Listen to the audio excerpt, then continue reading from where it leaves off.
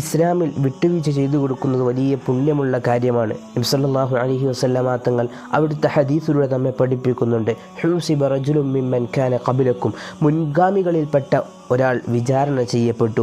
Phenyl ഖൈരി ഷൈഉൻ, അദ്ദേഹം വിചാരണ ചെയ്യപ്പെട്ടപ്പോൾ അദ്ദേഹത്തിൽ ഒരു ഖൈറും അദ്ദേഹത്തിൽ എത്തിച്ചിട്ടില്ല, ഒരു കാര്യമൊഴികയില്ല. അന്നഹു കാന യുഖാലിത്തുന്നാസ വകാന മൂസിറ, അദ്ദേഹം സമ്പത്തുണ്ടായിരുന്ന ധനികനായിരുന്ന അവസ്ഥയിൽ അദ്ദേഹം ആളുകളുമായി സമ്പർക്കം പുലർത്തിയിരുന്നു.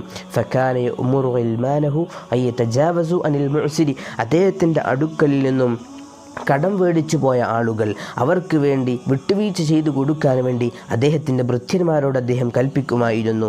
അല്ലാഹു സുബ്ഹാനഹു വ തആല ഈ സമയത്ത് അല്ലാഹു പറയുകയാണ്, നഹ്നു അഹഖു മിൻ ബിദാലിക മിൻഹു, ഈ വിട്ടുവീഴ്ച ചെയ്തു കൊടുക്കാൻ അദ്ദേഹത്തെക്കാൾ അർഹനായവൻ, ഏറ്റവും അഹഖായവൻ ഞാനാണ്. അതുകൊണ്ട് മലക്കുകളെ തജാവസു അൻഹു, അദ്ദേഹത്തിന് നിങ്ങൾ വിട്ടുവീഴ്ച ചെയ്തു കൊടുക്കുക.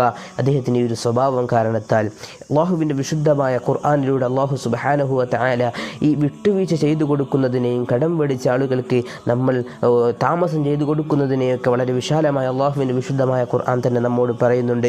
സൂറത്തുൽ ബഖറ 280 ആയത്തിലൂടെ നമ്മോട് പഠിപ്പിക്കുന്നു, ഇൻ കാന ദു ഉസ്റത്തിൻ ഫനളിറത്തുൻ ഇലാ മൈസറത്തിൻ, നിങ്ങളുടെ കയ്യിൽ നിന്നും കടം മേടിച്ചു പോയ ആളുകൾക്ക് ഞെരുക്കാവസ്ഥയുണ്ടാകുമ്പോൾ നിങ്ങൾക്ക് അവർ താമസം ചെയ്തു കൊടുക്കുക.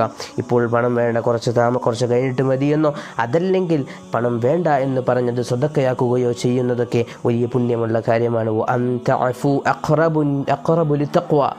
വിട്ടുവീഴ്ച ചെയ്തു കൊടുക്കുക, അഫു ചെയ്തു കൊടുക്കുക എന്നത് തഖ്വയിലേക്ക് ഏറ്റവും അടുത്തതാണ് എന്നും അല്ലാഹു സുബ്ഹാനഹു വ തആല പറയുന്നുണ്ട്.